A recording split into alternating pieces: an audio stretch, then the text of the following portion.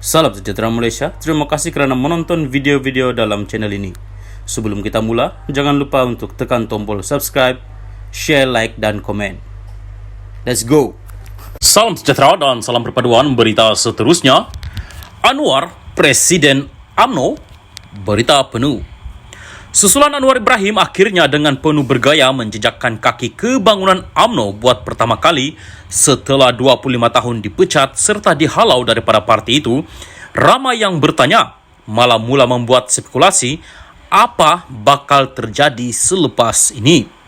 Rata-rata tidak percaya kedatangan Anwar itu ke bangunan UMNO baru-baru ini semata-mata untuk mempengerusikan mesyuarat pertama Sekretariat Kerajaan Perpaduan, tetapi merasakan ada maksud lebih dalam daripada itu.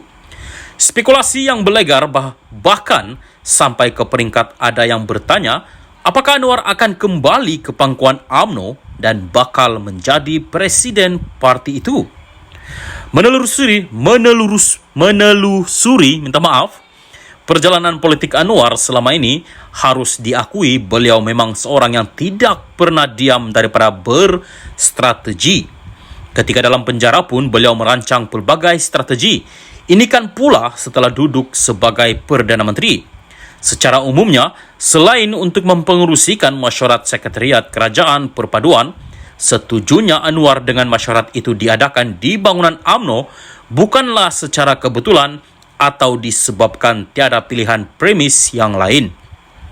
Tetapi sebagai Perdana Menteri yang suatu ketika dahulu pernah dipecat daripada UMNO, selain untuk menunjukkan hubungan dan penerimaan parti itu terhadapnya, kesediaan Anwar merendah diri hadir ke bangunan UMNO disertai sekali lagi merendah diri dengan sedia sekadar menjadi makmum solat maghrib yang diimamkan Dr. Ashraf Wajdi Desuki.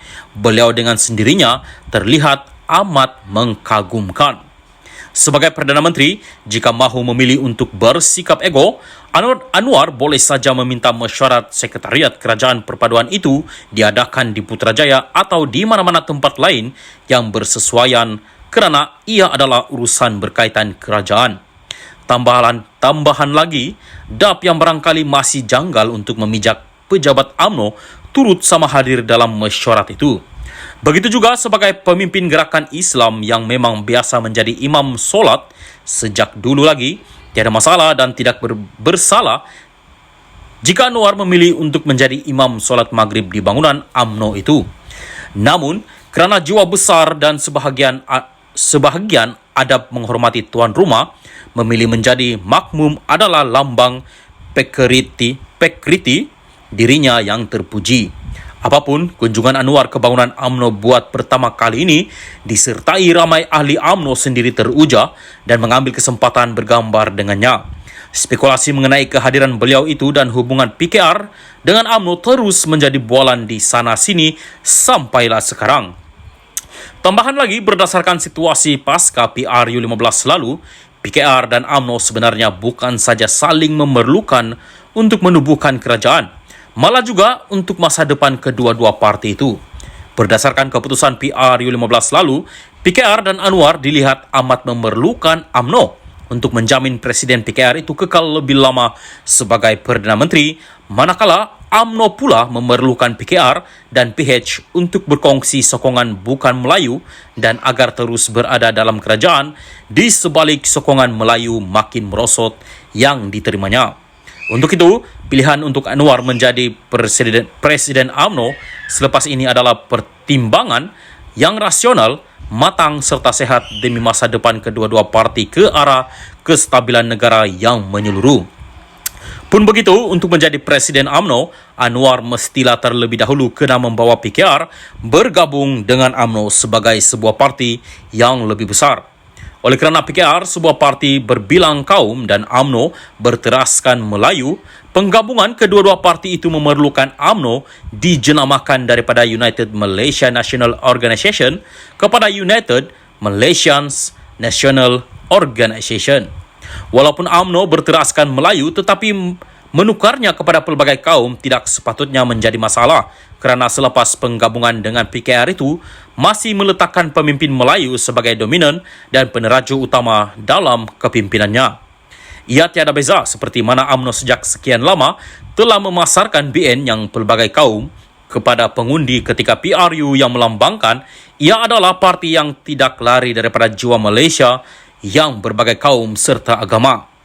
Mustahaknya, bunyi dan sebutannya tetap UMNO. Malah dengan 3 kaum utama berada dalam sebuah parti bernama UMNO yang diberi jenama baru itu lebih melambangkan keikhlasan sejati dalam merukunkan hubungan kaum di negara ini berbanding amalan dalam BN selama ini. Yang penting, apabila PKR dan UMNO bergabung dengan Anwar sebagai presiden dan Zahid Hamidi sebagai timbalan presiden, parti itu bukan saja bertambah besar dan kuku untuk mendapani cabaran masa depan, bahkan kembali menerajui kerajaan bersekali dengan jawatan Perdana Menteri dan timbalan Perdana Menteri secara sendirinya juga menjadi milik parti itu sebagaimana tradisinya sejak merdeka lagi. Tidakkah ia suatu kebanggaan buat UMNO? Terciptanya sejarah bila Anwar menjejakkan kaki ke pejabat UMNO baru-baru ini setelah 25 tahun berlalu, barangkali suatu permulaan kepada terbukanya satu lagi sejarah baru buat parti itu. Salam sejahtera dan selamat malam kepada seluruh rakyat Malaysia dan pendengar berita panas hari ini. Dipetik dari Malaysia Kini bertajuk, BN Sabah pinggirkan Bung Mokhtar dalam usaha baiki hubungan dengan HJJ. Berita penuh, BN nampaknya meminggirkan pengurusi BN Sabah Bung Mokhtar Radin dalam usaha untuk membaiki hubungan dengan Ketua Menteri HJJ Noor. Setiausaha Agung BN Zamri Abdul Kadir mengumumkan bahawa timbalan pengurusi BN Sabah Yaakob Khan akan menjadi penghubung gabungan itu dalam rundingan dengan Kerajaan Gabungan Negeri. Zamri juga mengumumkan bahawa BN telah memutuskan untuk menyokong Kerajaan Campuran Sabah yang diketuai oleh HJJ. Pendirian ini sejajar dengan pendirian parti di peringkat persekutuan yang telah membentuk Kerajaan Perpaduan Malaysia, katanya dalam satu kenyataan hari ini.